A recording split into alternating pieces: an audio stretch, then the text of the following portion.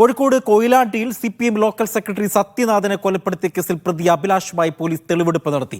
കൊലപാതകം നടത്തിയ ക്ഷേത്രത്തിലും ആയുധം ഉപേക്ഷിച്ച പറമ്പിലും എത്തിച്ചാണ് തെളിവെടുപ്പ് നടത്തിയത്. ക്ഷേത്രത്തിനടുത്ത് ഉള്ളിപ്പറമ്പിൽ നിന്ന് മൊബൈൽ ഫോണും കണ്ടെത്തി. വിവരങ്ങൾ ഷബീർ നൽകും. ഷബീർ, എപ്പോഴാണ് ഈ തെളിവെടുപ്പ് നടത്തിയത്? മറ്റു വിശദാംശങ്ങൾ. അജി, ഇന്ന് അതിരാവിലെ ആയിരുന്നു ഈ കേസിൽ പോലീസ് തെളിവെടുപ്പ് നടത്തിയത്. സത്യനാഥന്റെ കൊലപാതകവുമായി ബന്ധപ്പെട്ട് ഒരാൾ മാത്രമാണ് ഇതുവരെ അറസ്റ്റിലായിട്ടുള്ളത്. ഇദ്ദേഹത്തിന്റെ അയൽവാസി കൂടിയായിട്ടുള്ള അഭിലാഷ് എന്നയാളാണ് അറസ്റ്റിലായത്.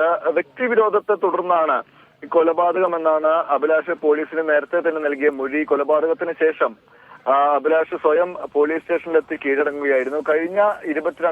കഴിഞ്ഞ മാസം 22-ാം തീയതിയാണ് ദാരുണമായ സംഭവം ഉണ്ടാകുന്നത്. എന്തായാലും ഇന്നിപ്പോൾ പോലീസ് തെളിവെടുപ്പ് പൂർത്തിയാക്കി. ക്ഷേത്ര പരിസരത്തെ പറമ്പുകളിലുമായി ഒപ്പം തന്നെ അഭിലാഷിന്റെ വീട്ടിലുമായാണ് തെളിവെടുപ്പ് നടത്തിയത്.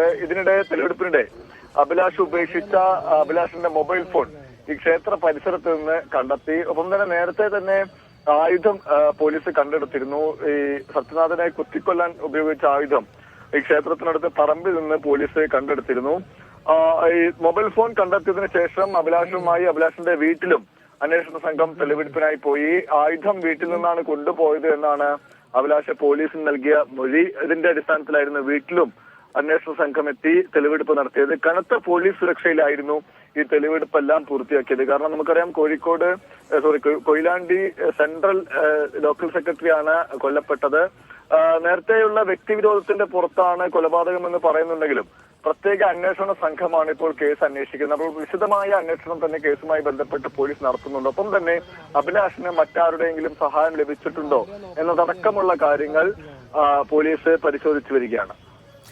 കൊയിലാണ്ടിയിൽ CPM സെൻട്രൽ ലോക്കൽ സെക്രട്ടറി സത്യനാഥനെ കൊലപ്പെടുത്തിയ കേസിലെ പ്രതി അഭിലാഷുമായാണ് പോലീസ് തെളിവെടുപ്പ് നടത്തിയത്. വാർത്തയുടെ വിശദാംശങ്ങൾ നൽകുകയായിരുന്നു കോഴിക്കോട് നിന്നും ഷബീർ ഉമാൻ.